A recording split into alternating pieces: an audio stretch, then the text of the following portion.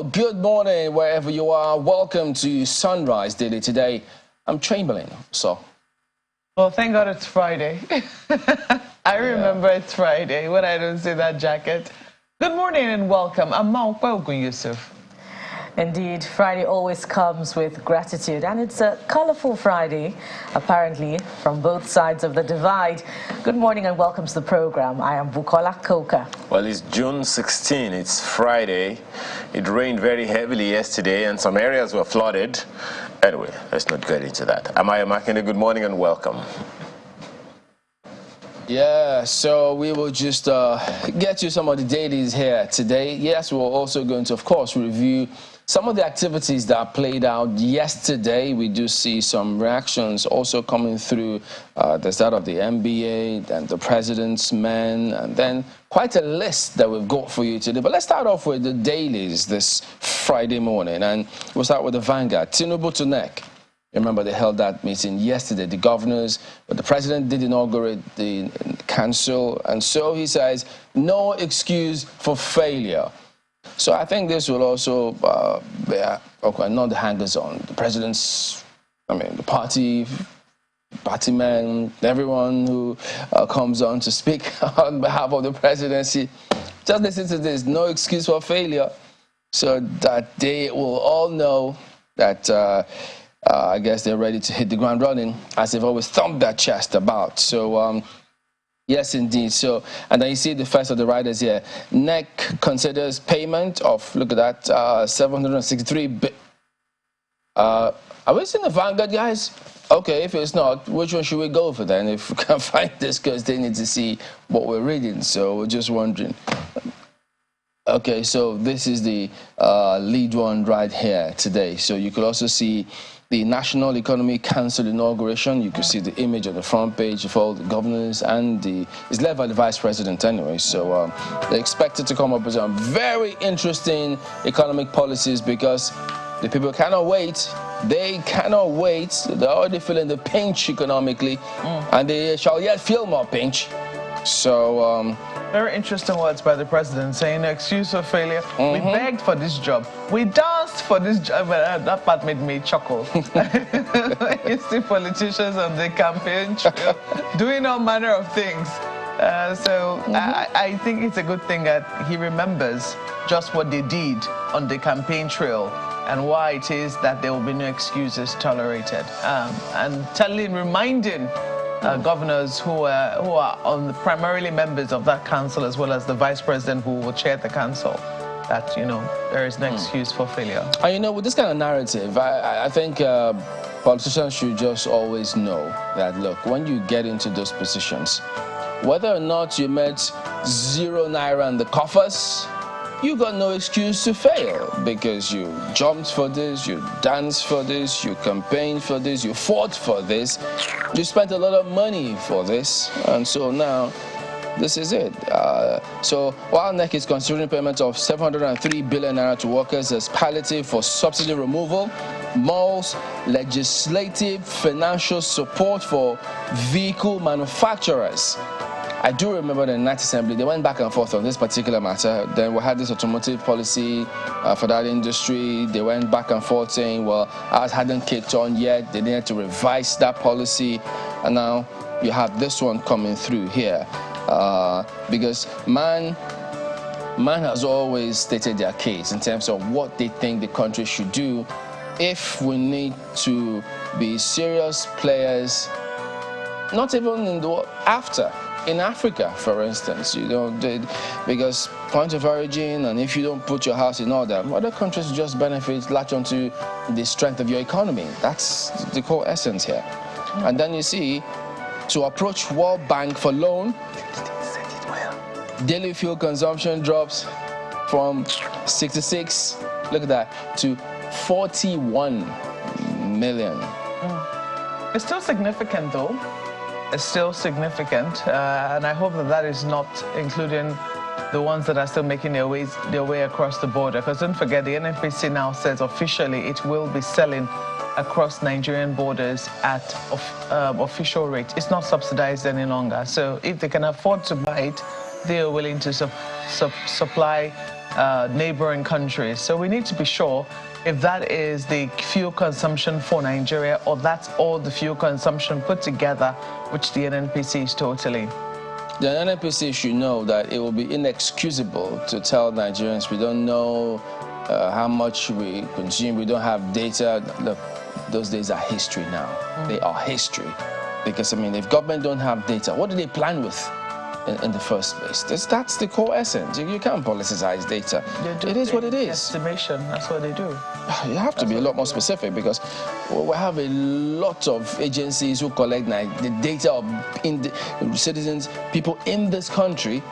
So how can they keep to look? That's unacceptable. So you have to come up with that. It helps development. I mean, the lifeblood, I might add, of that one. So just trying to see which other one can one take now, because there's several aspects of this one here this morning. But I think I might just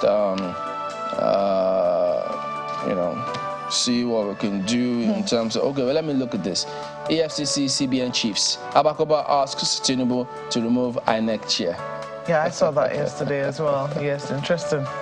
Okay. It was also very interesting listening to the perspective of Mr. Odinkalu, who was saying that much as he has no tears for the CBN governor, that there needs to be an investigation or a critical assessment of why it is that every EFCC chair, bar none, has been sacked, humiliated, in his words, terminated, exterminated from office. That there needs to be something, done about that particular position. Otherwise, nobody might want to take up the job, or might also point to how we regard the people who, take up that particular office, and maybe our attitude towards corruption. I think that there's been talk around safeguarding the office, security of tenure for the EFCC chairman. And looking at what has happened so far, he says, is it handling the politics of it? That's really... in addition to that, there's several other things that need to happen, one reckons, if we need to take certain steps forward. Number one, how are judges appointed? How is the INEC chairman appointed? How then the EFCC appointed? So then the IGP, how are they? So all of these things, because they keep telling you, oh yeah, independence of this and that. But all of these issues are very, very serious components independence of this, then you now have someone like Senator Bolkachua, who's coming out to talk about encroachment of his wife's own independence. But the president is talking about judicial reforms. I'm really interested to see what happens in that regard, because who knows, it may to a large extent confer a lot more confidence or otherwise on what's going on with the judiciary concerning the perception. You know what they say about perception? It's many people's reality anyway. That's Vanguard. New Telegraph has this on its front page. EFCC summons ex-minister Sirika over 3 billion naira Nigeria Air project. Yeah, I thought that would... Chairman has been asking for that for a while. For which one? This EFCC summoning, making investigations as to what happened. And not just him, quite a significant number of Nigerians want to know what happened with Nigeria Air. We've seen that investigation by the House of Reps. We also saw that of the Senate. The House of Reps chair saying that was a fraud, a scam, they called it. And it does appear that the EFCC is set to investigate just what has happened. So look at that. EFCC summons ex-minister Sirika over 3 billion naira Nigeria Air project. Unveils Chukol as commission's acting chair. Bawa suspension, not surprising. That's according to Transparency International. You might want to see details on pages 24 and 26 of the paper. Tinubu inaugurates NEC, says no excuse for failure. It's also there on the front page of New Telegraph. And don't forget that he also encouraged the governors to collaborate. He says collaboration is not a crime and that they should make use of the structure of the local government to get infrastructure up and running in those places. So that's the idea. Maybe they had this peer review, part of the reason why they set up the NGF, as they tell us. But now it's good that he's saying this, and besides, he also previously has said, listen, security agencies work together, not at cross purposes, and very interesting. So states do work together. Yeah. There is no crime. There's no law actually against collaboration. Even in the business world, I keep looking. Do we have people, institutions who mainstream mergers and acquisition in this country so they can have businesses stay 100 years way beyond their owners? I don't know, just big questions really, Chamberlain. All of them very valid questions. And even when you are separate entities, it doesn't mean that people cannot collaborate on a project. Oh, many ways to do it. INEC Chairman Yakubu, absent in court, sends representative to testify in Atiku's petition against Tinubu's election. So still keeping tabs on what is happening in the election petition court. A number of other stories at the bottom there. Q1 2023, value of pension assets in federal government securities up 552.79 billion naira. You want to keep your eyes there if your pension money is there, because that's your future, and you don't want to hear any stories about what happened to your pension funds. High cost of food surge May inflation to 22.41%. So also keeping tabs on what is happening with inflation, especially with the cost of food. Will we see food banks to help the vulnerable? Big question. Well, let's leave it there for New Telegraph. Yes, indeed, Mark. But now that you talk about pension funds, I imagine that inflationary pressure over time may have a significant impact on the long-term savings of your pension funds. So what would be the value of your pension by the time you are set for retirement? Something we should think about, really. So what would all that millions of naira amount to by the time you retire? But let's turn our attention to this Nigeria as we look at, the big story. And this is from the National Economic Council. Daily fuel usage drops from 66 million to 41 million. That's ascribed to NEC. Well, the truth is coming out small. So we had never been really certain about the daily consumption of petrol per day. So what was the measure that got us to this, I was also outcome? Hearing 13 point something or 14 million liters. Now it's dropped. It's now 66 million. It has always hovered between 40 million liters per day and 60 million liters per day. Well, the 60-something million would have been from the NNPCL, excuse me, which says that we know what leaves the tank, what leaves our depot, what leaves our storage, but we don't know how much we consume. So the truth is really should actually come from between the NNPC, IPMAN, and those people that dispense. All those the one headed by Billy Gillis Harris. The petroleum marketers, Petron, yes, okay, and that one. So the real facts should be between those. How much do you dispense at your fuel stations within Nigeria on a daily basis? How much do you sell? Because they measure every day. Absolutely. They measure sales every day. So we should be able to aggregate those figures. Well, it's not impossible to know the amount of the number of trucks that leave the depots per day. So it's really a record-keeping culture that is lacking here. No, you don't understand. The point is, NNPCL says we know how much leave our depots. That's what I'm saying. So we know the number of trucks that leave the depot, but how much go to fuel stations in Nigeria are not always the same as the ones that leave the depot. That's the point. That's the point. So that's where the discrepancy is, where we're unable to account. I don't know. I've not done a forensic audit. But it's not impossible to measure, really, to know the number, the measure of liters per day that Nigeria consumes. That is where accountability should come from. But take a look at the riders. Most legislative financial support for vehicle manufacturers. FG considers payment of 703 billion naira to workers to approach World Bank for loan. I wonder if that's another loan or the same $800 million World Bank loan. But before we exit the fuel measure consumption per day, there's also that talk from IPMAN that about the possibility of selling CNG at 100 naira per litre. But the question is, what happened to the transition plan from PMS to CNG, which was commenced by the former administration? I will see to my transition from petrol to CNG. I hear that the CNG tanks are very, very strong. I've done a bit of a check for myself to put in my own car. So if it is that cheap, I'm very, very much interested, as opposed to, paying so much. But, hey. That's interesting. If it's easy to make that transition, perhaps we should all begin to consider it. Oh, certainly. At this point.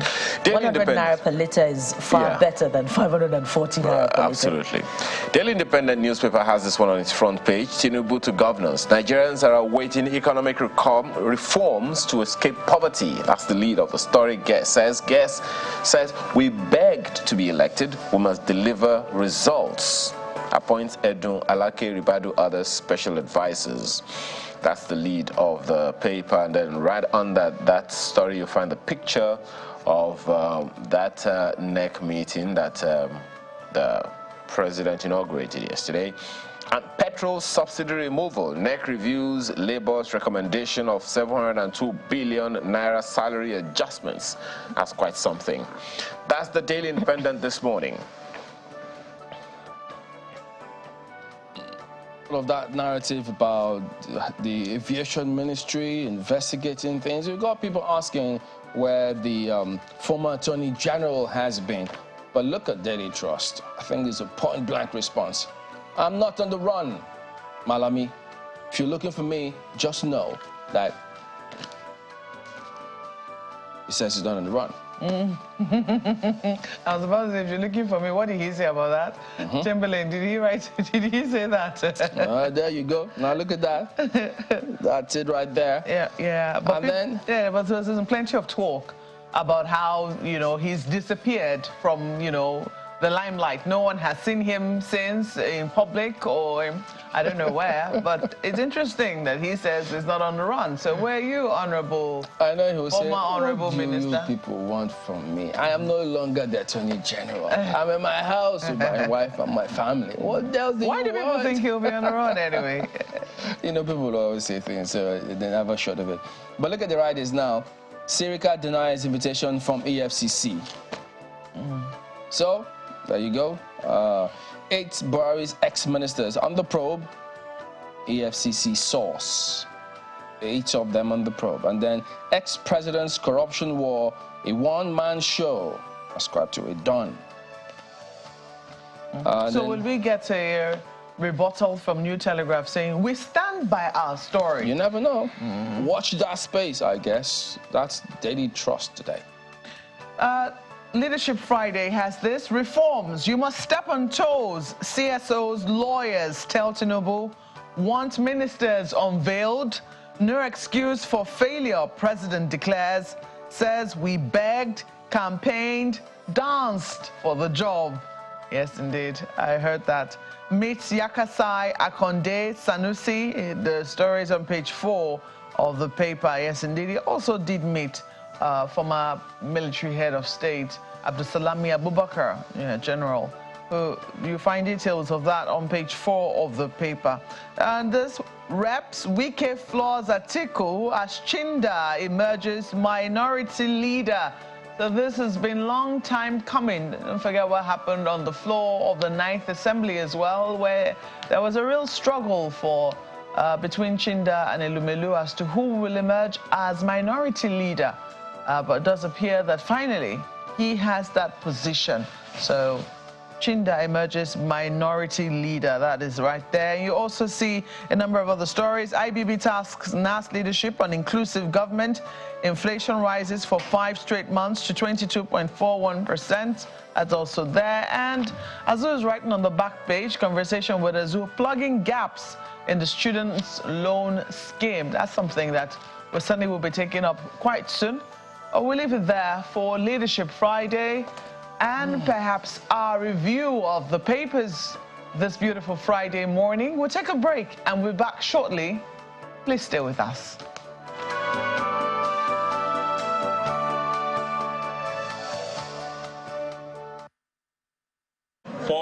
Mr. Abdurrashid Bauer. We've started since 2021 with him when he was nominated and was about to be confirmed by the Senate. We wrote the Senate, we wrote the president, the former president, that Mr. Bauer was not fit for that office because whoever wants to come to equity must come with clean hands. Mr. Bauer was brought to that office through the back door. Now we want to use this Bauer's case as a case study. We are going to follow it to the letter. We are not stopping our protests at the level of he being suspended. We are going to ensure that it's thoroughly investigated through due diligence investigation. Remember that the former governor, Matawale, accused him of demanding $2 million. He has not succeeded in denying that fact. We wanted everybody that committed one corruption infraction or the other being brought to book. That is the only way by your tomorrow can be guaranteed.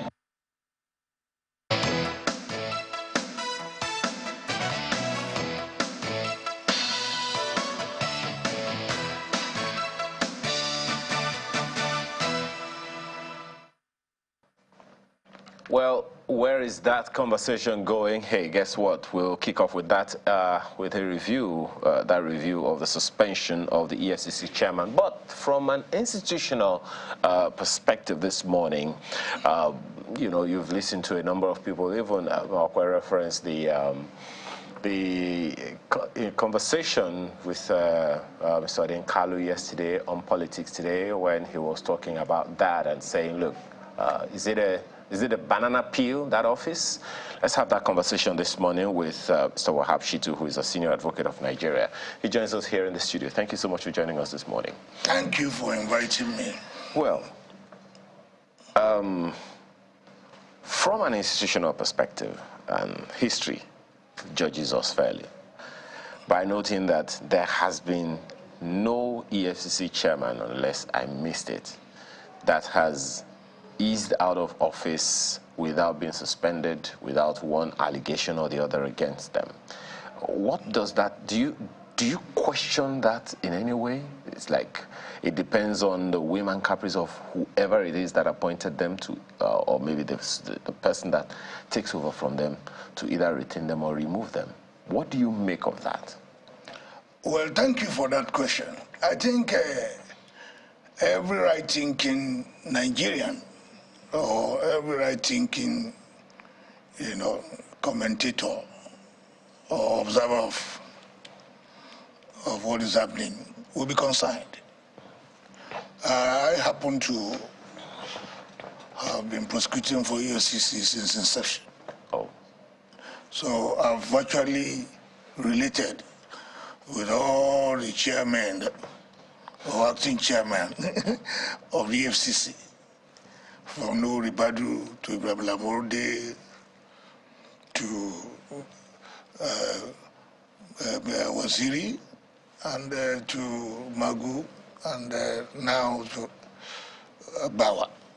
And so it gives us, in terms of concern, it gives us a lot of concern that an office, an institution of that magnitude, because the EFCC is not just it's not a local institution, it's an international institution, because the war against corruption is of international dimension. The international community is interested in the subject of corruption in the way it is interested in the subject of terrorism. When we talk of corruption and terrorism, those are issues beyond of international concern, beyond local or domestic borders. So in terms of perception by the international community, when you have frequent changes in the leadership of an institution as important as EFCC, it sends negative signals that you don't have stability and that that the institution is not sufficiently strong enough to be able to withstand shocks. And that should give us a general concern. But what do you think, what can you say? I mean, glad to know, at least for those who don't, that you've been there from the very, very beginning. Yes. Okay. And you understand, well, one could say, one way or the other, you understand the processes of the institution. Yes. What could be responsible for the slippery nature of that office? Is it in its operation? Is it in the openness of the office of the chairman to people? Is it in the fact that the man is available to be approached by just about anybody? Is it in his vulnerability? What exactly do you think could be responsible for that? All these factors that you have enumerated and more. But I will single out one particular factor, the element of vested interest. The fight against, the war against corruption is not a tea party. It is a serious business. If you want to identify one single militating factor in the way of our developmental process against our developmental strides, is a factor of corruption and impunity. So corruption is the elephant in the room. When you have a breakdown in systems, it is corruption. When you have a breakdown in institutions, it is corruption. When you have a breakdown in ethical and moral values of the society, it is corruption. When you have a breakdown in societal traditions, it is corruption. So everything, so it's at the heart of our national problem. It is a little concerning, Mr. Shitu, yes, when you're saying we're talking about corruption, about an anti-corruption agency. Yes. Corruption in an anti-corruption agency, saying that corruption is bedeviling an anti-corruption agency. It is something of serious concern if that is proven. Because when we make comments in the public space, we should make it advisedly. If we have proven incidents of corruption in an anti-corruption agency, it underscores the degree, the extent of the problem. But, just in our collective consciousness. Pardon me, sir. I mean, you've, as you said, been there from the very beginning. Yes. Each one of the chairmen of the EFCC has been suspended based on allegations of corruption and have been investigated. Bukola yesterday was asking questions around which of those reports have ever seen the light of day, which of those so-called indictments have ever really seen the light of day and been of any value. So what then could people would begin to think maybe it's just, as you said, vested interests of the appointers, or how does one put it?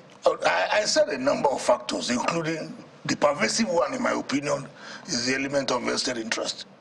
Whose interests? The interests of the ruling elite, the interests of the political class, and the interests of those who are opposed to the fight against corruption.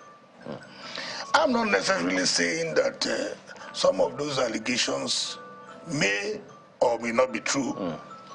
Speaking of interests, Mr. Shitu, I wonder if, this specific case is being viewed with enough objectivity. Yes, it's true that, some are saying that, is the office not becoming a banana peel? But when we look at, the trajectory that has brought us here, not one, not two civil society organizations, have demanded the resignation from office of this EFCC chairman that has now been suspended. As a matter of fact, the coalition of Arewa Council, to be precise, led us to understand, well, there are allegations anyway, but the level of malfeasance, that have been brought up, they're very concerning. So should we begin to look at that, with a more objective lens, rather than, dismissing it entirely as a product of vested interest? Well, when I made my comment, I wasn't particularly referencing the Bawa case. I was just talking in general terms.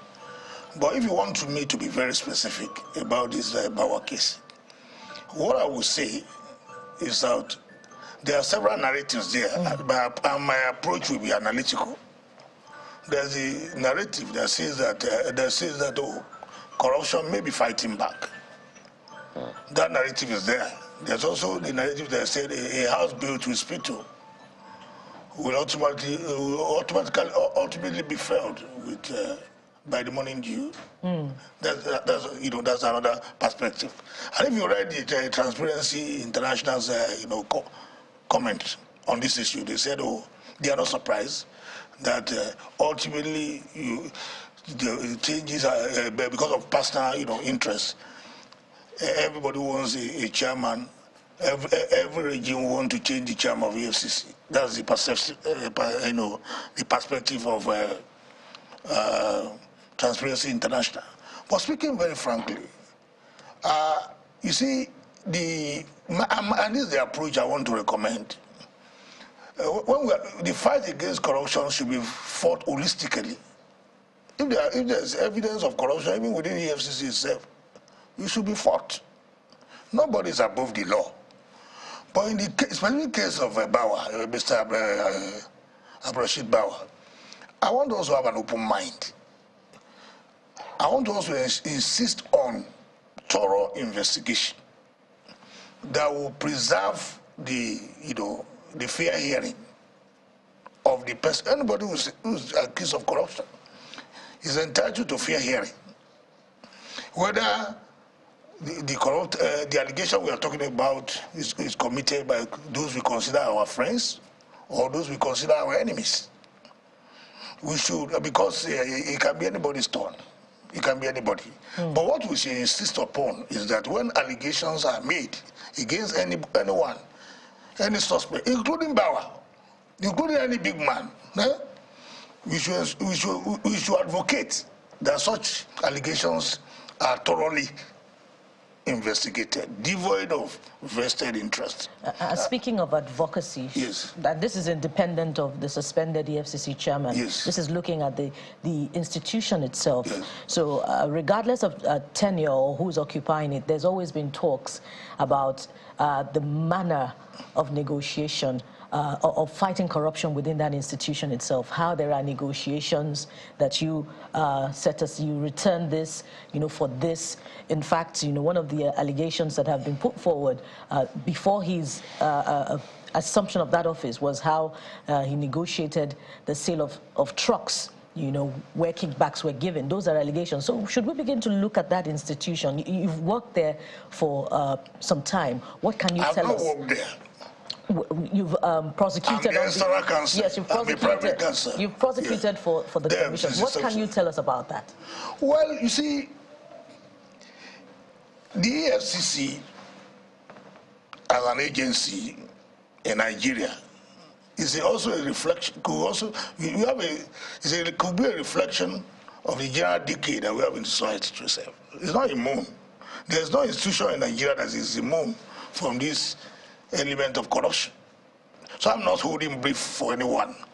But what is I think there are various ways of fighting corruption. One way that is advertised that we see is the issue of prosecution of suspects. There's also the element of plea bargain. These are best practices all over the world, not quite peculiar to Nigeria. But where it is proven that in exchange for some kind of gratification, bring this and I will release you. If it is proven, then that is the area we should look at. Thorough investigation of criminal allegations with a view to prosecuting the culprits with steep penalties. You understand me? So I've heard a lot of stories about what is happening in there. They remain in the realm of conjecture. What is important and what we should insist upon is that allegations will be thoroughly investigated. Some people have asked me whether the president has the powers to suspend the chairman of EFCC. Yes, he has the powers. If you look at Section 11 of the Interpretation Act, it says anybody who has the powers to make appointment into a substantive position also has the power to suspend. So what do you make of those who are quoting the EFCC Act about the process or procedure of removing the EFCC chairman? Yes, the EFCC Act is a statutory enactment, which is also subject to the Interpretation Act. The Interpretation Act is the law that interprets all statutory instruments, including the EFCC Act. And that act by Section 11, and I invite you to go and read it very well, it says that if an appointing authority has the powers to appoint anyone into a substantive position, such an appointing authority also has the power to appoint the same person into an acting to act, or even take such other measures, including suspending the person from office. So if but the only thing is that the duration of that suspension is not specified in the Interpretation Act. So there's no question about it that the president acted within his powers. So in suspending the EFCC chairman. The EFCC chairman Indefinitely. Of course. And even sack? No, you see, it's yes, appointing the chairman of the EFCC, he has to go through the Senate. But there's no such requirement for removing the person. So if the appointment and removal of the person in that office is subject to the whims and caprices of the president, how does the system then guarantee the stability of that office, and by extension the stability that is needed for the fight against corruption? Well, that's the advocacy. You elect representatives to the Senate, to the House of Representatives. Maybe you are saying, and I want to join you in that advocacy, that we should take a second look at the EFCC Act with a view to effecting some necessary amendments in order to insulate that institution. Do we do the same thing for the Interpretation Act? No, yes, of course. The Interpretation Act, to the extent that it provides that somebody can act in that position indefinitely. Okay, but Mr. Shitu, does it? Two things that being, products of Bukola's questions. One of them is whether or not, you've talked about the need for us to make sure that all allegations are properly investigated. But what are the allegations in this case? There are those what we have, the narrative in the public space that we have now is that he's suspended for witty allegations. Which allegations? Then we really don't know the nature of those allegations. Well, can we say that those allegations relate to economic and financial crimes or to elements of corruption? Then if those allegations relate to those specific offenses that have alleged offenses that have highlighted, the question you want to ask yourself whether the DSS is the appropriate body to take him into custody. When we have the ICPC, when we have the EFCC itself, when we have the Nigerian police. So what is the intention in that regard? Well, I said I don't know the nature of the allegations. No, I mean, what is the intention when it is the DSS that has taken up when the DSS is calling to take up any allegation? Maybe those allegations border on national security. You understand me? Or security interest. I wouldn't know, and I will not sit here to speculate. But what I can say for free is that, and what I would advocate here openly, is that no one can question the prerogative of the president to take the action the president has taken. Secondly, we also insist that Bawa, who is down in the hot seat, must be given all fair hearing. And then we should have an open mind at this stage. I don't want to join the bandwagon of people who start condemning anyone without being taken through the judicial process and found guilty or innocent. So I want to believe my mind is open. I want to insist on due process for him, rule of law. And again, I want to also say that nobody is also above the law. If he's found guilty, the law should take its course. Of course, no matter how big anyone is, the law is bigger. Malcolm.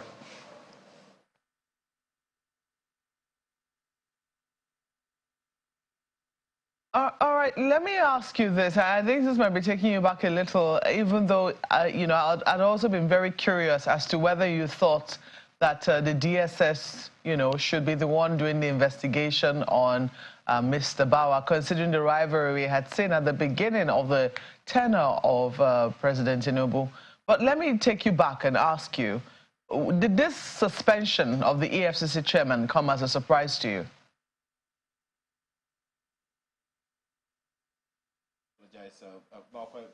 Mr. Shitu can't hear you yet, but as soon as that is possible, we'll bring him back to you. But the question she's asking, is along the line of whether or not you think that. Well, if you okay. Go ahead, Markwe. Go ahead, Markwe. Okay, I was just asking Mr. Shitu if the suspension of the EFCC chairman came as a surprise to him. If it came as a surprise to you, tell me why. If it doesn't, or if it didn't, tell us why. Well, he can't hear you again, Markwe. I sincerely apologize, but the question Markwe is asking is whether or not you thought that Mr. Bauer's suspension came as a surprise to you. If it did or if it did not, why? Well, I want to say categorically that given what has played out since the advent of EFCC, I'm beyond shock.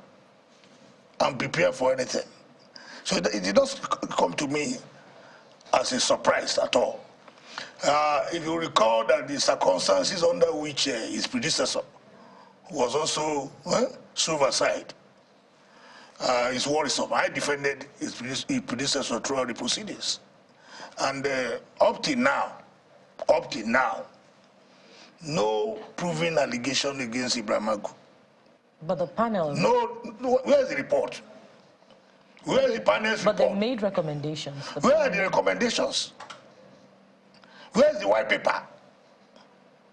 You understand me? You take an individual through that kind of process and question his integrity, and at the end of the day, there's no report. Well, I don't know whether you have seen a copy of the report. I'm the lawyer who defended Magu throughout. I don't have the report. There's no white paper. After that incident, Magu has been promoted as Assistant Inspector General of Police. You promote somebody who's indicted. I'm asking you. So these are the things we should question. We should insist on due process. So I take the view here that Magu, some people didn't want his face and just simply shoved him aside. And they could even have asked him to resign without going through the rigors of setting up a panel or an inquiry, at the end of which you have not seen the report, at the end of which there's no white paper. So can we begin to look at each EFCC chairman that has been removed from office one way or the other independently, or should we categorize all of them as having been witch hunted? I think we should look at it independently. And in looking at it independently, we should do so with an open mind. I will not sit here to make a general indictment on any of those who have served this country. Because serving as EFCC chairman or acting chairman is a very heavy responsibility. Anybody fighting corruption is endangering his life. In a country that sees that corruption as a major elephant in the room. You understand me? So if you want to deal with people like that, you should deal with them in accordance with the prescriptions of the rule of law. Due process. And all of us will insist that when allegations are made, not only against any EFCC chairman, against anyone, we should insist on investigation-led arrest, not arrest-led investigation. There's a distinction between that. You should investigate and have a prima facie evidence and have a basis for proceeding before you arrest. You don't arrest and start fishing out for evidence, and which is one of the problems we have here. You think that's what's happening in this case? No, I'm not saying this. Like I said, in the case of Bauer, my approach is to have an open mind. I cannot speak for him, neither can I speak against him. All I can insist as a law officer is that he should be given fair hearing to determine whether he's guilty or innocent. Okay, well, let's see if my colleague Markwe can, whether I can hear her now. Markwe, go ahead. Well, I think that you've answered my question with regards to whether or not there was any surprise for you, but you are not able to separate whether this is political or this has to do with the office, which would be very interesting to note, as Bukola has asked, in terms of which, whether there should be a generalization or whether there should be separate investigations. But from what we heard, the Zamfara state governor, because the last scandal which forced, I don't know whether to call it scandal or controversy, which forced the EFCC to not just issue a statement, because normally their response would be to issue a statement. We had a director come and address the press talking about the allegations against the former governor of Zamfara State, Governor Matawale. It was former Governor Matawale. And they were talking about the atrocities he committed. Former Governor Matawale fired back, saying that the EFCC chairman demanded a bribe in millions of dollars from him. What do we make of those kinds of brazen allegations against a sitting chairman of the EFCC? Should we take it with a pinch of salt, or should we really investigate what could have transpired? Thank you, Markwe, and it's my delight. See you after a long time. Although I see you regularly doing a good job. What I want to say generally is that both allegations should be investigated. The allegations made by Matawale should be properly investigated. The allegations against Matawale himself should be what? Properly investigated. Because it is possible, he has raised very serious, allegations against the person of the chairman of EFCC. And I'm not advocating that such allegations should be swept under the carpet. It should be properly investigated. And in conducting that investigation, no one can speak for Mr. Bawa. It is the quality of the investigation and the outcome that will be able to speak for him. In the same way, if Matawale, as a former governor, has case to answer, that case should also be properly investigated. We should not, we should take the two independently and do thorough investigation. So my advocacy is that we should always insist on quality investigation when allegations are made. And the fact that allegations are made against anyone, no matter how grievous, should not ordinarily lead us to jump into conclusions without seeing the outcome of such allegations. Because anybody can raise allegations. Anybody can be accused of any offense. What I'm insisting upon is that when allegations are made, we should deploy our crack team of investigators to go into the merits of the allegation and come out with a report. Because this country is bigger than anybody. No one is bigger than the law. No one should be insulated from the investigative and prosecutorial process because of his status, his or her status. And that is why I think the present administration, the Tinubu administration, ought to be encouraged, ought to be supported. Because in my view, the administration has started very well.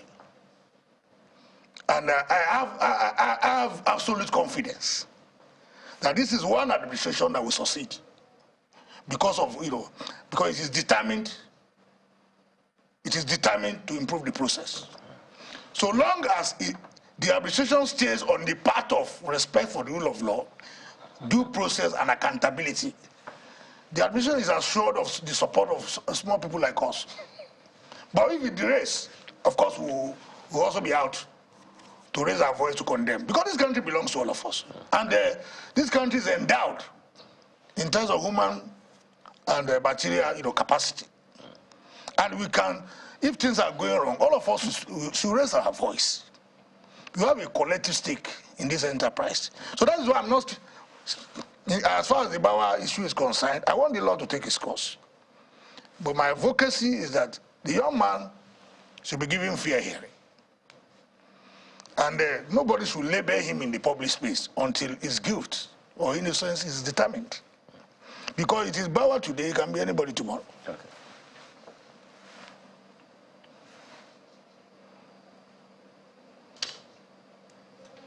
Mr. Shuti, let me just ask you quickly before we wrap up. The NBA has issued a statement concerning the statements made on the floor of the Senate by Senator Bulkachuwa about the former president of the Court of Appeal. And part of the statement, if you look at the second to the last paragraph of that statement, reads, quote, "It is in this regard that I call on Inspector General of Police and the chairman of the ICPC to immediately invite Senator Ahmed Mohamed Bulkachuwa for interrogation and proceed to prosecute him accordingly. I shall write a letter to both the IGP and the ICPC chairman in this respect." Well, clearly, several other persons, senior advocates, have spoken up on this matter. What do you expect? And did that statement take you by surprise? Because before now, there had been several conversations in the public concerning some judgments that had been handed down by the judiciary.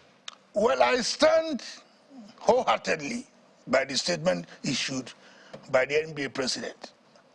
And I think everyone should be concerned about the integrity, the honor, and the independence of our judiciary. I know, as a matter of fact, that most of our judges have, peerless reputation. But we have some few bad eggs that are also, spoiling the reputation of the judiciary, tarring it with a general brush. So when Senator Adamu Bulkachuwa made that statement, I felt disgusted. I felt alarmed. I was shocked. And I thought immediately he should have been arrested and then investigated. Because he has done a disservice, not only to the body of jurisprudence and the judiciary. If that allegation is not properly investigated, he may also have done a disservice to his wife, who was a former president of the Court of Appeal. We are talking of a former president of the Court of Appeal, somebody who has held a very, very high office, and whose actions and utterances ought to, guide. So I think the thing to insist upon is what the NBA president has done. Enlist the support of the Nigerian police or ICPC to immediately take the senator into custody and then investigate. He has to give us more details about the kind of assistance he rendered and how he manipulated the wife to favor his friends in chambers. Well, he has to give further particulars. Yeah, as you said. But as far as I'm concerned, no one can rubbish the integrity of the judiciary as an institution. Individuals may fall short of expectations, but that institution is critical to democratic governance, and it will endure. And I want to say clearly, openly, that majority of our judges have, peerless integrity. And in spite of what Adamu Bulkachuwa said on the floor of the Senate, that integrity is intact. Well, it's a good place to round this off for now, because I'm very sure that, it's an endless conversation, because there are those who are alleging that, hey, even the primary subject you were talking about, the Bauer conversation, may or may not be connected with the Naira policy, under Emefiele. All kinds of speculations in the public space. Yeah. But let's stay focused on respect for rule of law, respect for due process, and integrity of the process. And fair hearing. Fair hearing, yes. Mr. Wahab Shitu is a senior advocate of Nigeria. Thank you so much for joining us this morning. It's my pleasure. Always a pleasure to be with Janice. Okay. Yes. We're back right after now to take on another issue. Do stay with us.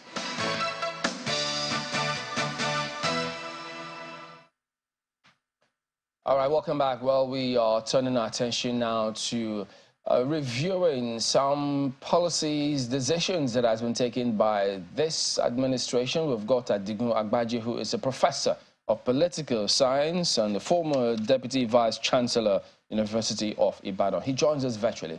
Good morning, Prof. Thank you for joining us on the program today. Good morning. Thanks for having me. Okay, now a number of decisions have been taken by the president, and the latest, let's start from there, yesterday when he did announce his special advisors, the first tranche.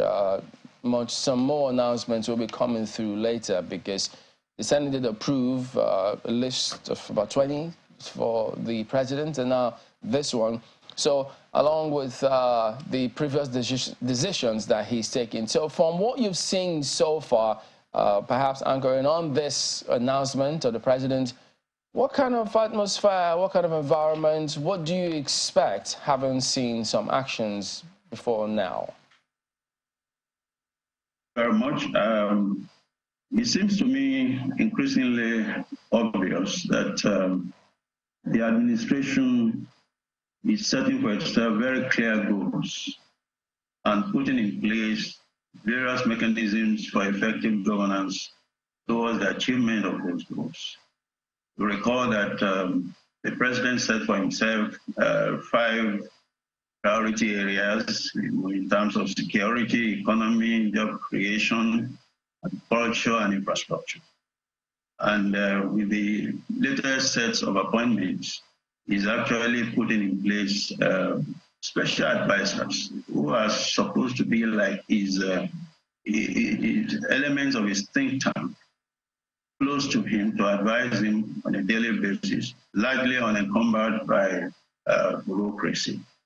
And so it's not surprising that he has appointed those people. And I must say it's a very good mix, both in terms of the quality of those appointed, in terms of their technocratic capacities, also in terms of appointing people to general governance matters. So you have, the appointees with very rich backgrounds coming into special duties, communications and strategy, of course, security. There has been some discussion around the appointment of special advisor security, and then you now have specific focus on areas of challenges, in terms of revenue, in terms of health, energy, in terms of monetary policies. Yeah, so I think So, Prof, tell us, when you reference conversations about the security component, what are your own thoughts on that matter?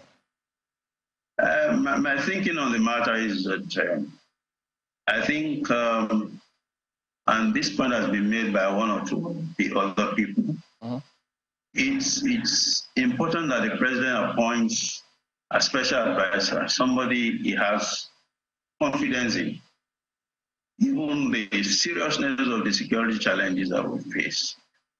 It doesn't really matter whether the person has military or security or purely civilian backgrounds. Comparative experience shows that it's not the case that in all instances, only people with military backgrounds are appointed. It has been the case in Nigeria that has occurred more frequently. But people also don't realize that even if you appoint a retired military person into that office, there is bound to be some challenges in terms of how people see their positions and who they should, report to. Well, Prof, pardon me, not to worry, we'll still have a segment, so we'll let those guys look at this. I needed to just get your thinking since you referenced it in passing.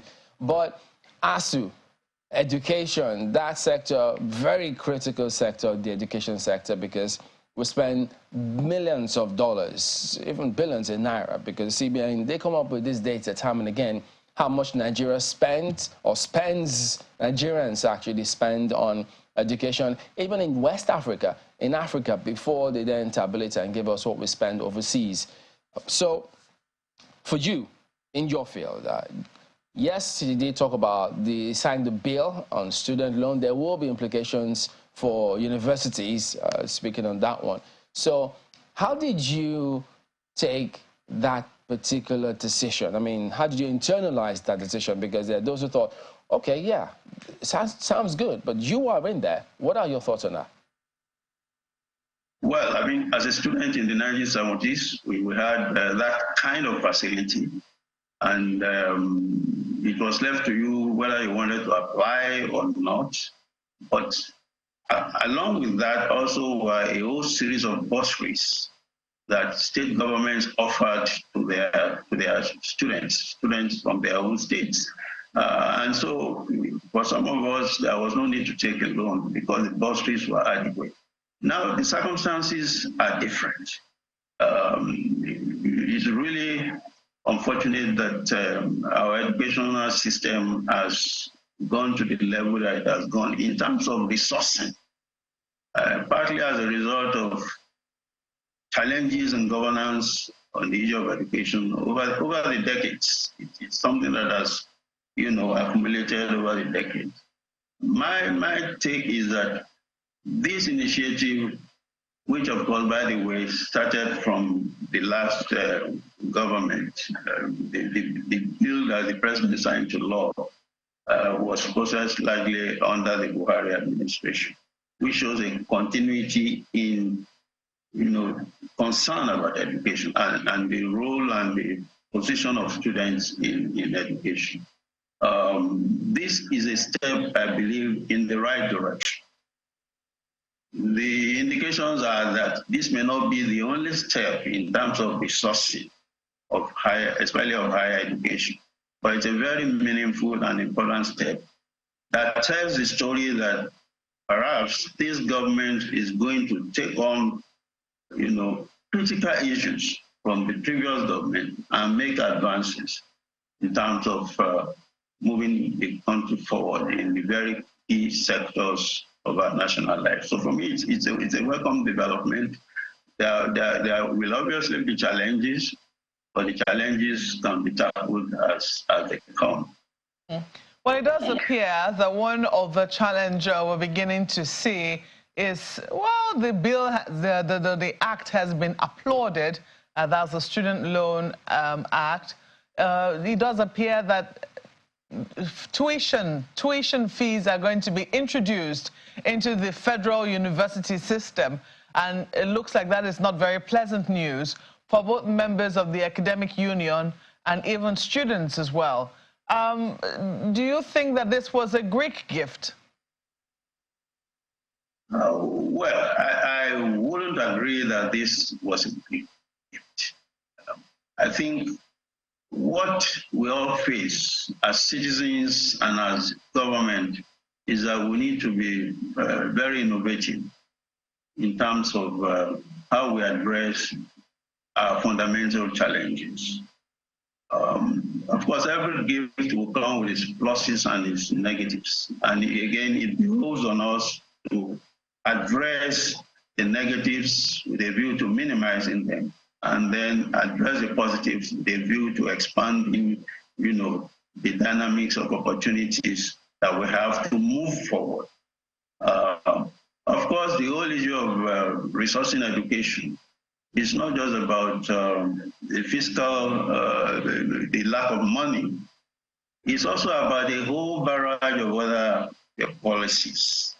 The intractable issue of corruption in the polity. It's become, evidence points to a very serious challenge that is multidimensional.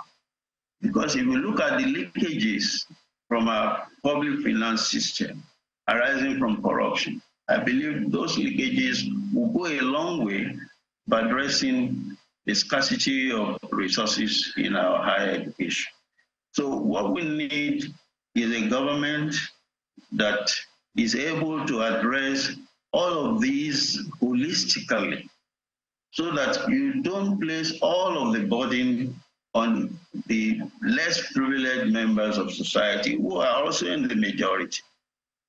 So what I would say is that this is a step in the right direction, but can only make more impact when we begin to address at least the majority of the leakages in our economy.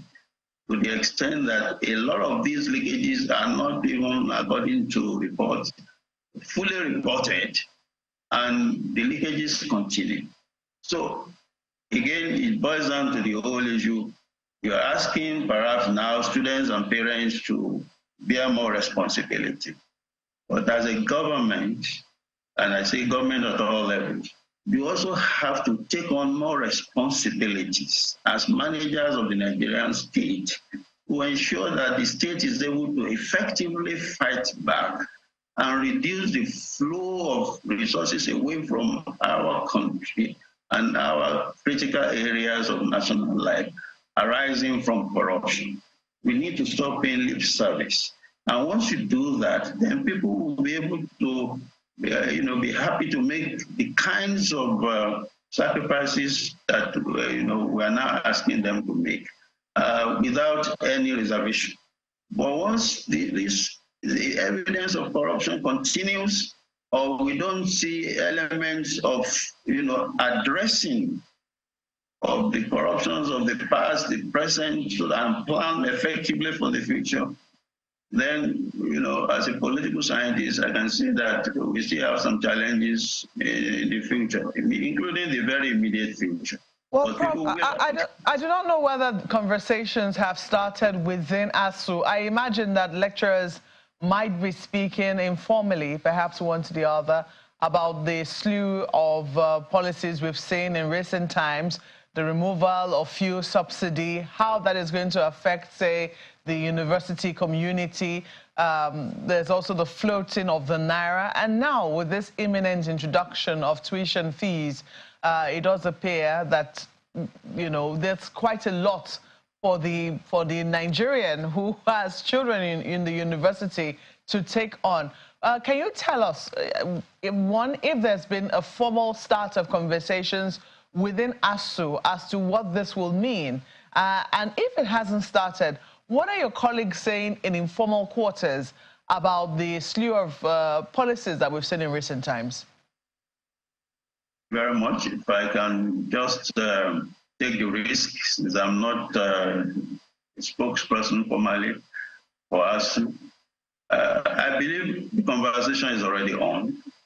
In fact, the conversation precedes the current slew of policies, as you put them, and it's been on for a long time. What we expect is that over time, of course, there is no uniformity in terms. You cannot say that all of us who supports this or that. That's the beauty of a plural society. But what we are hoping to see is a situation in which increasingly people are saying that we must get these resources. If the resources will not come from paying fees, they have to come from somewhere. And it may not be sustainable to hold on to the argument that... Let me just jump in so you can make this point alongside what you're saying, if you can, or will. Now, yes, you say resources won't just come from those fees. There's got to look elsewhere. But we also do know that several governments, even though they signed those agreements, they've not been able to fulfill the obligations with ASU. So will this, or shouldn't this, lead to financial autonomy for universities? Would that be a way to go? Yes, I believe that we're already there in principle. But of course, to the extent that a lot of the overheads in the university system are provisioned by the owners of federal universities, the federal government, state government universities, and then, of course, private universities. I think what we need to seriously tackle is and also thinking beyond the box, is the whole issue of can you have education that is totally tuition free? Let me say that fees are already being charged even in federal universities. The key area that's largely left is in the area of fees. Comparatively, in a global sense, increasingly we are getting to know that education is relatively cheap in Nigeria. When our children go abroad, there's people who have taken loans over the years to fund their own education, and then they spend the next 10, 15 years paying back the loan. Those are the realities. But in the context of our own specific realities, like as I said earlier, as we move towards the possibility of a tuition fee paying regime for government, for federal government universities, don't forget that state government universities, most of them, if not all, are already paying tuition fees.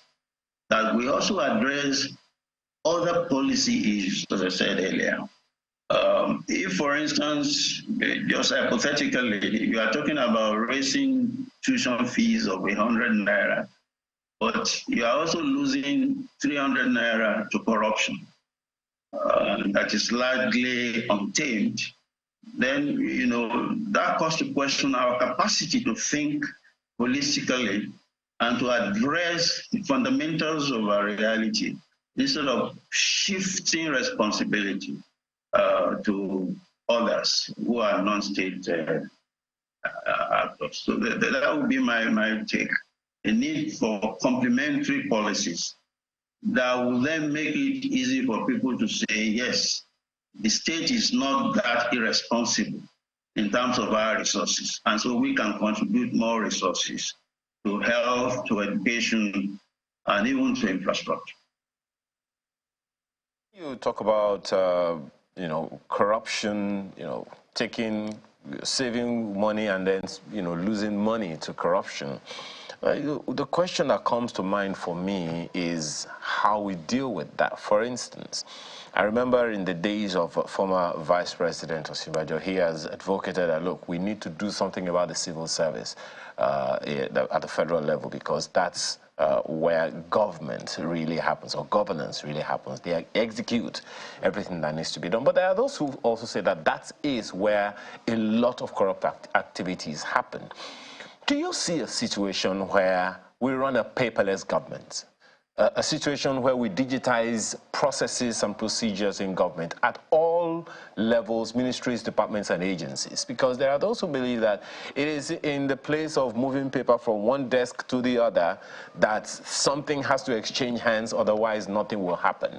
Do you see that happening as part of the president's guiding principles when he talked about, look, we need to do something about discouraging corruption? Do you think that will discourage corruption? Digitizing public service?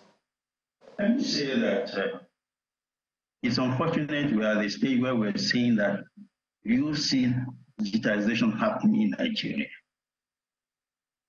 I will give an example of Kenya, where they have service centers in every local government, where whatever you want to do, whatever service you want from government, you go to those service centers and you can do everything.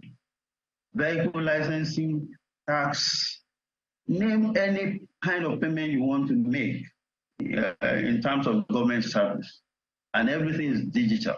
You don't have to, if you want to register your new car, if you want anything you want at all local government levels, is a one-stop service center.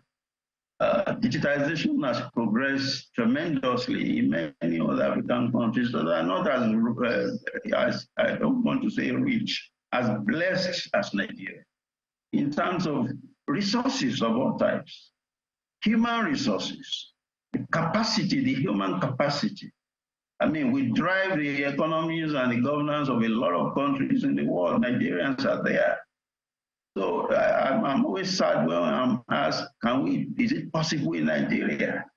We are the leader naturally, but we have been left behind by decades as a result of inaction or action that actually perpetuates evil.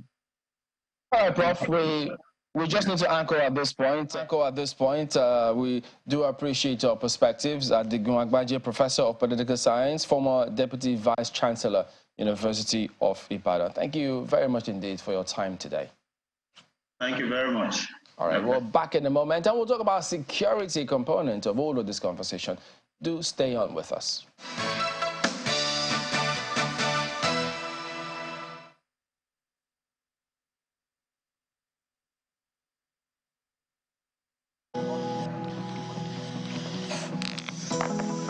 give the confidence that only comes from knowing you are fully sorted, to show up for you just when you need a hand. And when retirement comes with all its worries and storms, to ensure we will stand by you and give you the coverage that you deserve. Make the perfect choice. Choose PAL Pensions today. PAL Pensions, your pal for life. Dear countrymen and women, the election is over and we have exercised our civic rights. Now is the time for this country to move forward in unity and harmony. Harassing or bullying one another on social media will only promote disunity, disorder, and retrogression. Let us avoid it and embrace peace. It is every citizen's duty to respect and protect individual civic rights. Please don't write or post any untrue or defamatory stories about individuals or groups online. Let us always join hands and voice out against misinformation and disinformation, curbing and discouraging the spread of fake news. Our children are the future of this great country. They need to be involved in learning about their civic duties, rights, and responsibilities in a cultural manner. We can create an atmosphere for meaningful and sustainable development in peace and unity. This message is from New beginnings are always colorful. When we celebrate the start of life's journey, we marry in colors.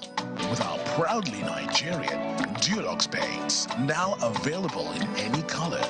Express your world however you want it. Visit a Dulux color center to get any color instantly. Dulux, let's color.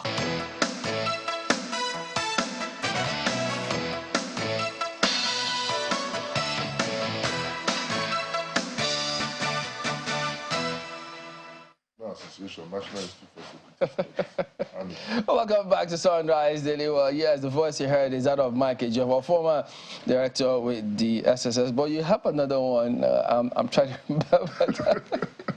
I'm the president of Haruna Association, National Institute for Security Studies. Okay, so and that makes it apt for, because part of what we want to look at now is the security component of what to expect from this Tinubu presidency. We've seen some announcement of key men, yes, you can call them that, of course. The ones that will be subsequently appointed will equally be key, because that's why he's choosing them, because he thinks that they will be good enough to help him pilot the affairs of this country. But right away, if we just jump into this, you've seen some of the announcements made. And in fact, I don't know why there's a lot of conversation about that security bit, but look, what do you think about the appointment of Mr. Ribadu? Well, I think it's a new office. It's not been existing. So maybe the president perhaps wants somebody close to him to look at the security issues instead of going through the whole hog of, the bureaucracy of going through the DG, NSA. Maybe he needs somebody to be coordinating or collecting his reports and be briefed on a daily basis. That's what I think. Okay, so should there be, all the kind of conversations that are making the rounds, people seem to be wondering if the policeman is going to be superintending over military personnel. So all of that conversation, to the general public, they may just wonder, the president wants results. That is the public domain because it was not specific. I believe the president is still going to make an appointment of national security advisor. Oh, okay. That's what I think. So in that regard, what do you expect? The NSA will still coordinate. I think he wants to do some reforms, some restructuring kind of, for more effective. We've been doing the same thing, the same way, and getting the same results. So now to change things. I think it's strategic. So regarding the NSA, if you had to change things, what would you advise or expect that he should do?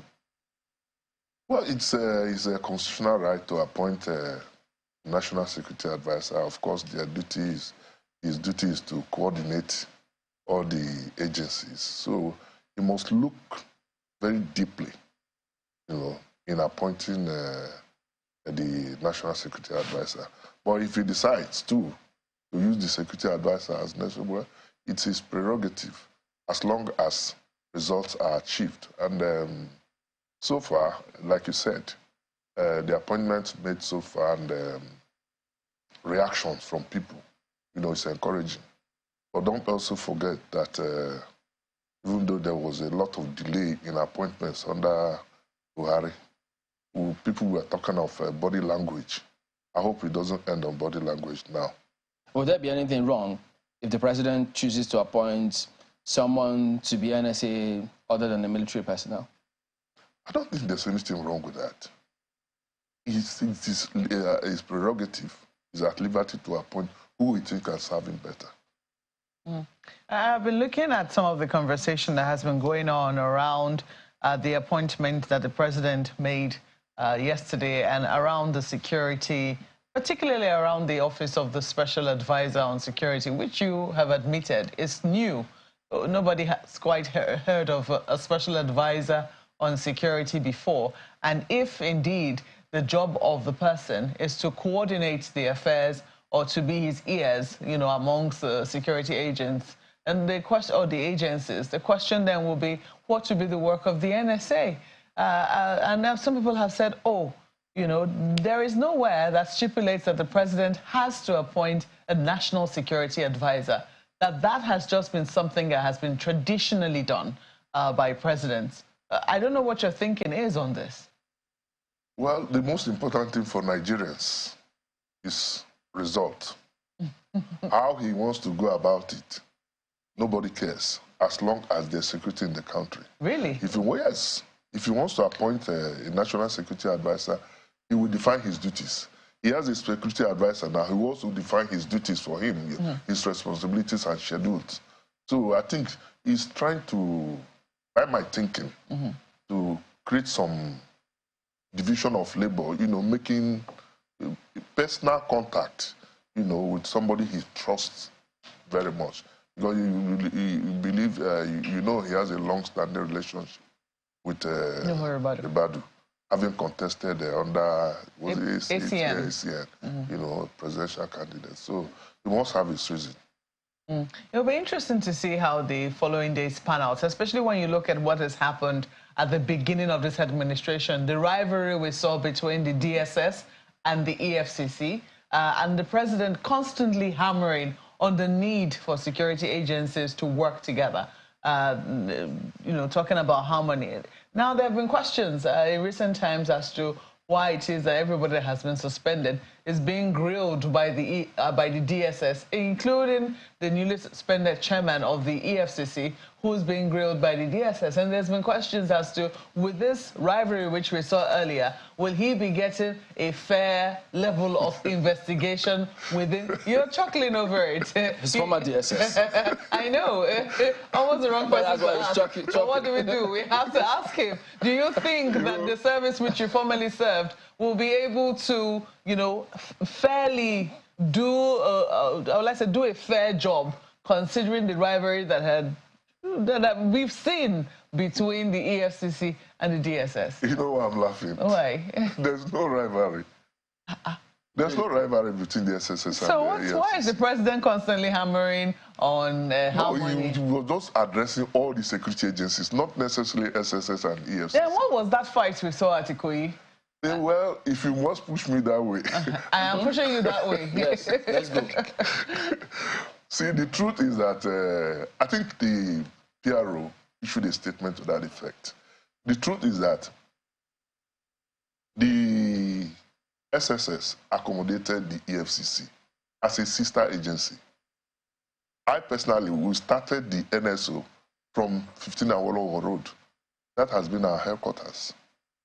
Now, there have been correspondence, between the EFCC and SSS for them to vacate because they need to use that place. And, immediately the SSS also said, you people must go because they have not listened to it. And that's what we see on the screen right now. The EFCC chairman came to appeal to the DG. So I don't see any rancor.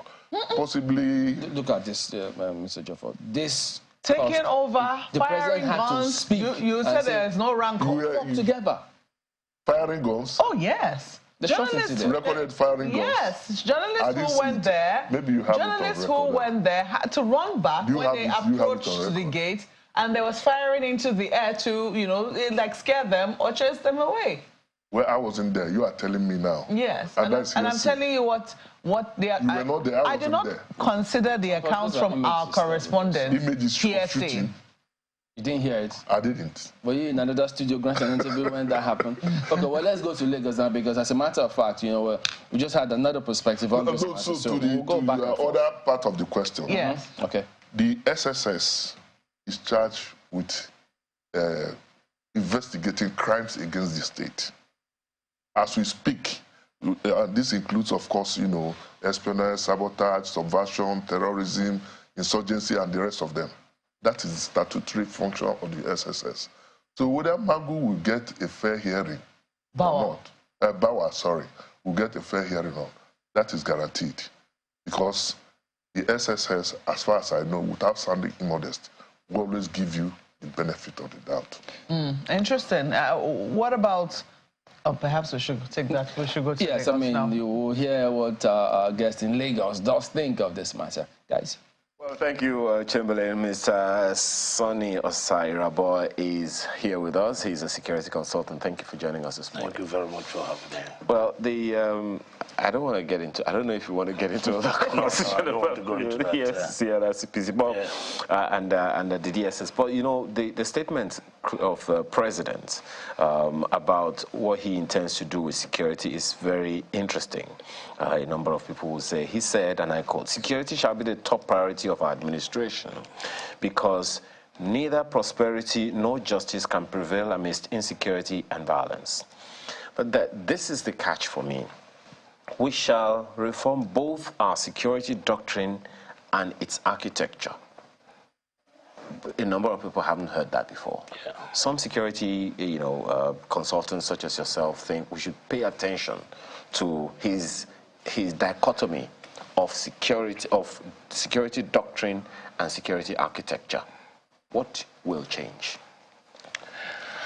Well, first of all, I want to congratulate our president. He has taken the right step in the right direction. He has hit the ground running, like some people would say. We are beginning to see the difference between the architecture, security architecture, and what do you call it? Security doctrine. The doctrine. Hitherto, there was never anything like special advisor on security. It has always been special advisors in other areas, but definitely not on security. And when you are talking about issues of special advisors, you pick a special advisor based on people you understand very well and equally understand you, as opposed to the position of a minister or the national security advisor, which oftentimes is often determined by political considerations. Now, if he's talking about the dichotomy now, he has appointed a security advisor in the person of Ribadu. Security advisor. Special advisor on security in the person of Ribadu.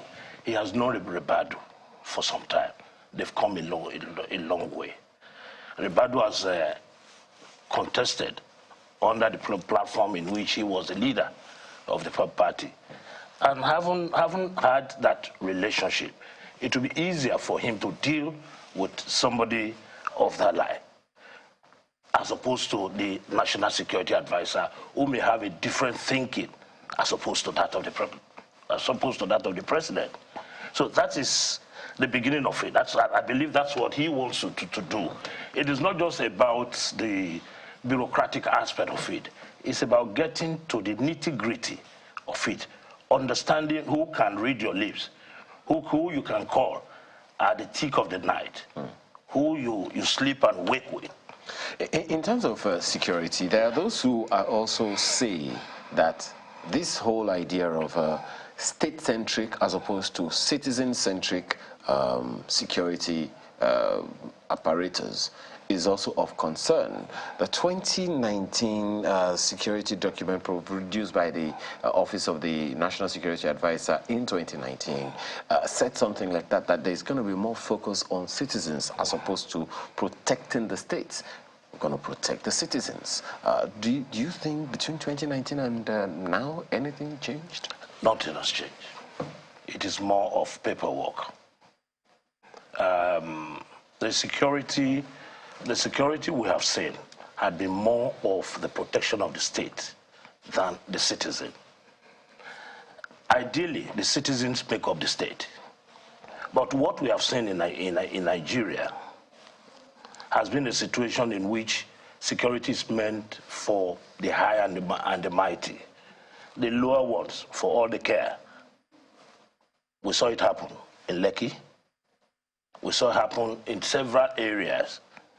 The man who wields the power, if he's coming, they don't really mind.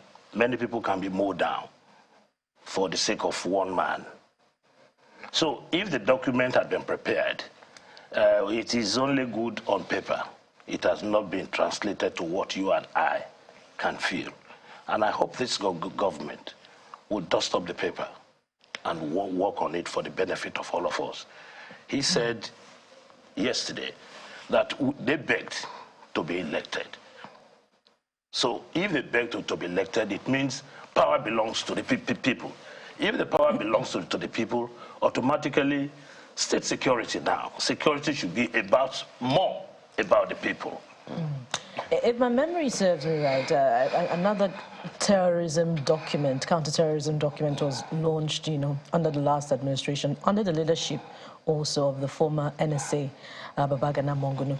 But looking at the nomenclature of this office, new office, National Security Advisor, those close to the corridors of power in the past have said that, perhaps this is a placeholder role for the office of the National Security Advisor. But considering the fact that still the president has to appoint someone to the office of the National Security Advisor because it's constitutionally backed, do you see that this may not necessarily solve that problem of rivalry between the police force and the military in terms of who tackles internal security? Well, you and I were aware that the first line of security in the country is the police. You and I see the police on a daily basis. The soldiers, or the military as it were, their place of operation, it's often restricted. Protection of the territorial integrity. As for the police, on every day, on a daily basis, you can relate with them. There is no way conflict will not arise, especially in a situation where the military hangover, military mentality, the military had been in government, and they have been able to use their power, as it were, to suppress the police so much. And they have almost taken over the responsibility of the police. But I believe that somebody in President Tinubu's shoe, he has seen a lot. He's an experienced man. He called himself the city boy. The connotation, my own connotation of city boy, is a man who has seen, an experienced man. He's been on the street. He has been in the trenches. He knows what the soldiers have done, and he knows what the police. And I believe that he will be able to bring his experience to bear on this rivalry, as it were. Mr. Ejiofor, I wonder if you have any contrary thoughts to the same thinking about whether Mr. Ribadu will eventually take up the office of National Security Advisor, whether it's a placeholder, and if not, do you see, the supremacy battle that we always see between that office and the service chiefs in the long term in tackling internal security? Well, we're all discussing the realm of speculation until the president comes out clearly on what he intends to achieve will not be categorical in making any statement. But for me, as a person, I believe very strongly that if you have a special advisor on security and you have another office of national security, there is bound to be conflict in their functions and discharge of their responsibilities. So how the president intends to harmonize the two functions, or they are giving specific functions, or the office of the NSA is scrapped. Until that is done, we don't know. You remember, before this time, like I said, to the best of my knowledge and memory, we've not had a special advisor to the president before on security. Before the office of the NSA, we had, under the military, coordinator of national security, office of the coordinator of national security. But when the NSA was created, that one was dropped. So that's the much I know. But Mr. Jofo, it's actually been pointed out to us that, in fact, there had been two SA security before now, under President Shagari, Dr. Buka Shoaib and Professor Shehu Galadanchi. They were called special advisor and so on security, so that they've actually been there before. That's what I'm not. I'm saying to the one I know. Okay, but we also understand that we've also been pointed out to us that actually too that the law, our constitution doesn't even mention specifically the position of NSA. That in section 1512 it talks about special advisors, and so if he has come up with this appointment of Madam Ribadu as special advisor, that I think that might just be it. In fact, some also think we shouldn't even expect possibly an NSA. That who knows, if he decides to stick with this one, that he may be correct from the point of law. So where is he going to operate from? To scrap the office of the NSA? Is it recognized by the law if he's special advisor? So, and if Madam Ribadu fills that position, what happens? We shouldn't go into all these semantics. For me, all we want, how do we solve our security challenges? That is my major concern. Which is because the concern. It's a major problem. It's a concern of every single Nigerian that the country be safe. But we also know that that special advisors traditionally have cabinet status. Yes. We also know that the National Security Advisor is a member of the cabinet. Yes. Now, if two of them, assuming there are two separate offices, have cabinet status and are present at the Federal Executive Council meeting, who exactly? Who takes precedence? Exactly. Who would the president be listening to? I believe the president will solve that problem. Assuming it were one. I mean, assuming it were going to be a problem. It's a problem already. Because some people are asking, has the NSA been relieved of his job? If he has, is he aware? We cannot answer that question here.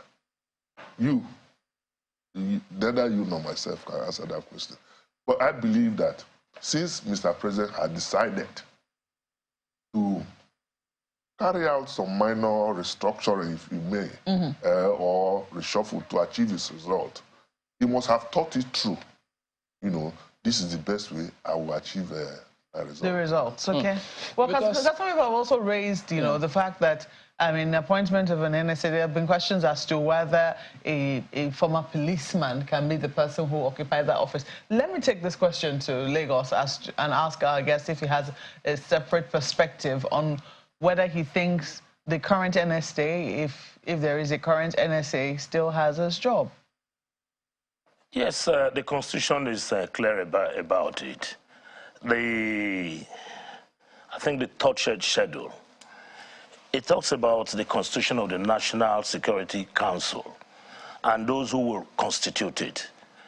One, it talks about the president, it talks about the vice president, it talks about the minister for external affairs, that is foreign minister for foreign affairs. It talks about the minister for internal affairs and national security advisor. So there is still the need for, the Constitution is clear. There is no ambiguity about it.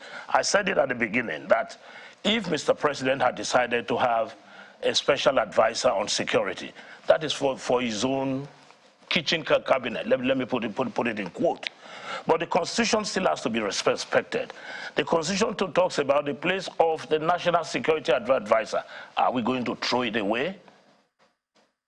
If we are talking about... The National security advisor. Do you think a national security advisor, if the president has a special advisor whom he trusts, who's going to be a part of his kitchen cabinet, and you also have the office of the national security advisor, do you think that that person could be undermined, whatever advice the national security, after is an advisor to, could be given, could be undermined by what the special advisor on security is? I mean, this is really tongue-twisted. Okay. Could be given. Let's look at it this way. We've had Minister for Finance and then Special Advisor on Economy and Finance. We've had dual positions in which there will be a Minister for Political Affairs, no, Minister for Economic Affairs, and the President will still have a minister, an advisor on economic matters. They don't clash. It depends on the president now. His ability to separate the functions of the two. Two of them are of cabinet level. Two of them are equally responsible to him. So it depends on how he breaks down the function of each of his advisors. So that's my take on it. Mr. Jofo, do you think that there needs to be proper clarity on this from the president? Do you think that Nigerians deserve an explanation, not this speculation, you know, or do you think that really both of them can coexist and there's no need for any explanation? There's a lot of explanation to make. Otherwise, there will be conflict. We should not deceive ourselves. Is either to abide by the Constitution, appoint an NSA, or elevate Badu to NSA, or restructure to make him a special advisor on security, doing away with the office of the National Security Advisor. Let me read this, because if you say there's going to be confusion. Section 151. The president may appoint any person as a special advisor to assist him in the performance of his functions. 2. The number of such advisors and their remuneration and allowances shall be as prescribed by law or by resolution of the National Assembly. Any appointment made pursuant to the provisions of this section shall be at the pleasure of the president and shall cease when the president ceases to hold office. If he says, I want special advisors, which he sent to the National Assembly, they approve for him, and he gets special advisor on security, why did you say that he has to have an NSA? No. I'm not saying he has a prerogative to appoint, but there's bound to be conflict if the office of the NSA is still existing and the special advisor. Who takes precedence? The security agencies, who do they report to? Do they report to the office of the NSA as constitutionally guaranteed, or they report to special advisor? No, but you know, you also know that there's been a huge controversy on that because the security chiefs have always maintained that they do not report to the NSA. And they report directly to the president. Commander-in-Chief. The commander-in-chief who appoints them. True, but he coordinates the security. Indeed, he coordinates them. So if the job of a national security advisor is to coordinate, then why can't a special advisor coordinate? Then what would the NSA be doing? Well, that might be something in the days ahead where the president might speak about, because I know that's what I'm saying. We don't need to overflow this issue until the president comes out clearly with their functions and responsibilities. Well, maybe he may expect us to read between the lines for what he's done. So, but you also do remember when that scenario between the DSS and the police, which Wankwa referenced, and we saw the visuals on TV, the president immediately issued a statement and said, work together. Yes. Vacate here and then do things together. He had a meeting with the security chiefs and said, work together, not at cross purposes. He's met several security, even traditional chiefs. Security is key. So clearly, he wants synergy. He wants things to be done properly. So from what we're seeing now, it does appear as though, as he also said in his speech, which my colleagues in Lagos also mentioned, clearly, look, it appears as though he will give this direction. And so maybe in the days ahead, if he says, okay, look, this is what I want, whether there's going to be an NSA or not, if I have an advisor on security, it may be what I entirely agree with the decision of the president. But while advising the security agent, you agree with me also that synergy has improved a lot over time, you know, with the security agencies. They have been working together. But since he has come, maybe he has also seen, before this time, he has observed some lapses in lack of synergy, and that's why he's been hammering on it. But this introduction now is going to bring more problems than synergy. Well, Mr. Jofo, I don't know. We just talked about the office of the special advisor, but then there is a statutory role of national security advisor. Let me ask you that, Mr. Erabo. So I wouldn't even want to, you know, go into that conundrum. Let the president provide the clarification. No, not the live by the Constitution, which is the statutory roles superimpose themselves over any other, you know, that will come to his whims and caprice. But my own issue is that of the synergy of all the security agencies, from the borders, you know, the ports, the police in the system, the DMI, the SSS, the police, all of them. How should that synergy happen? Hitherto, we've seen a situation where, I mean, as we cited earlier, there's always been that kind of conflict. How do we bring them all together to know that ultimately, as you said earlier, it's to secure Nigerians as opposed to just the state or the government? Well, the president has given us, this is part of the campaign promises he made. And in his maiden speech on the day he was inaugurated, he said one of his major pillars is going to be security. And if it is going to be security, you can't have a result, a good result, when people at different edges working at cross purposes. He is an experienced politician. He's been around for decades. And he has seen mistakes being done by previous administration. And he has campaigned on this.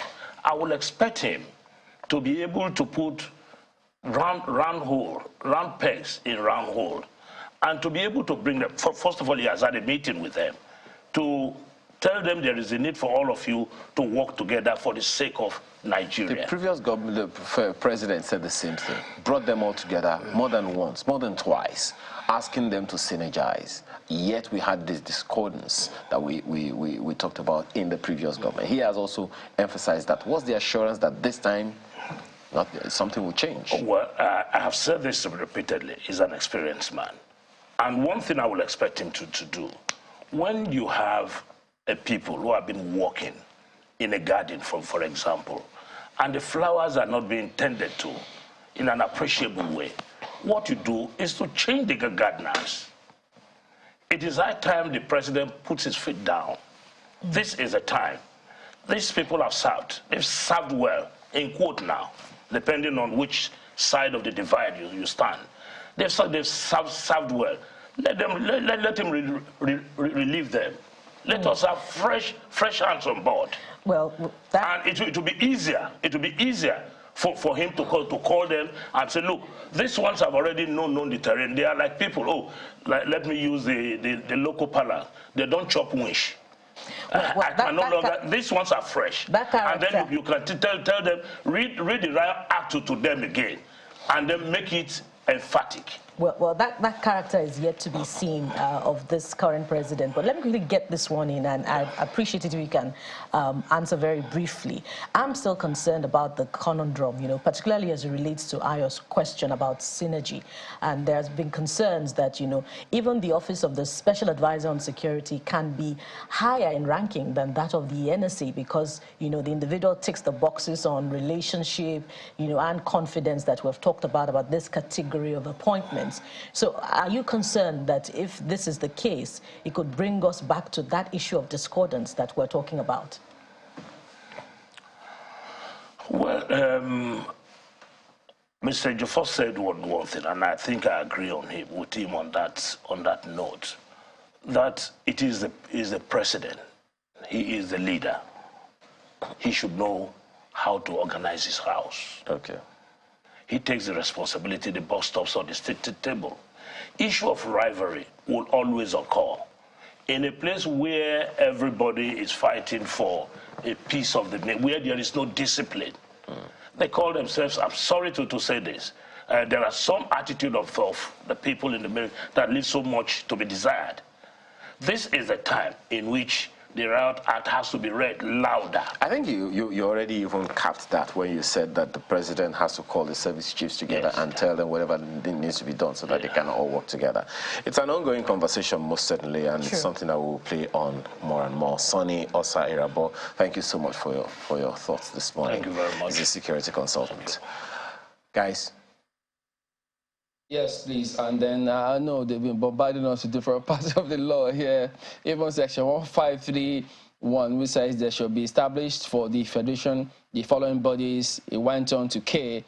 What I see here is National Security Council, just to put it out there. But Mr. Jaffa, we couldn't even say the initial agenda over 30 cents, but some other time. It's understandable. I mean, if these appointments are made, people just need to fall in line. So, and he's also said, if there's any obstacle in us moving the country forward, they will be removed. So, but moving forward, what do you expect from security for the president? Well, for security is based on unity of the country. The country must be unified, first of all. Let us remain as Nigerians. The president must work on the unity of this country to bring everybody together, all dissenting voices. From there, we can take it up. All right, we have to thank you very much indeed, Mike Ejiofor, former director, SSS, also president, Alumni Association of National Institute of Security Studies. This is an association of all security agencies. All the armed forces, all the regulatory agencies and paramilitary services. So there can be no confusion, right? No confusion. We're working together. All right, thank you for coming on today, sir. Let's see, do we have messages now? I don't see any. Okay, there you go. I can't see any. All right, guys. So I guess that wraps it up today. Very interesting indeed. And thank you all for your submissions and contributions. We thoroughly appreciate all of them. Well, that is the show today. We will see you next week. I'm Chamberlain Osol. Goodbye. Well, apologies that we couldn't take your feedback. I guess we're not able to put them. I guess it's the controversy that is causing the confusion behind the scenes. But thank you so much for watching this morning, this beautiful Friday morning. I don't know why Mrs. Linton said, well, yes, the sun was glorious on my way to work this morning. Thank you. I'm Malcolm Yusuf. Have a great weekend. And whether there is rain or sunshine this weekend, here's hoping that your weekend will be filled with a lot of laughter and sunshine. Thank you for watching. I am Bukola Koka. Make sure your employees, the politicians, governors, National Assembly and State Assembly members, responsible and accountable to you. Amaya Makinde, have a wonderful rest of your weekend.